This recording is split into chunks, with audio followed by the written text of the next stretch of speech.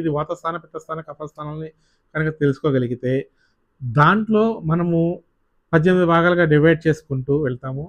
ఈ వెళ్ళడం వల్ల ఒక్కొక్క స్థానంలో అంటే ఈ 18 స్థానాల్లో కొన్ని ఆర్గాన్స్ని, అలాగే ప్రకృతి వికృతిని, సిస్టమిక్ డైజెస్ట్ని, ఇలా మనసు ఏ స్టేట్లో ఉంది, అలాగే వాత యొక్క అంగాలు, పంచాంగాలు, అలాగే పిత్త కఫ పంచాంగాలు ఎలా ఉన్నాయని తెలుసుకోవచ్చు అండి. ఫైనల్గా చక్రాస్ని కూడా తెలుసుకోవడం జరుగుతుంది.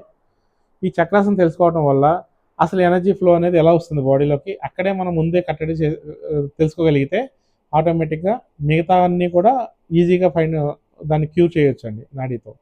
అందువల్ల ఏంటంటే ఈ చక్రాస్లోనే మనం ముందే ఫైండ్ అవుట్ చేసేయగలుగుతాం. ఈ నాడీలో అది మనం ఈజీగా ఫైండ్ అవుట్ చేయొచ్చు అండి.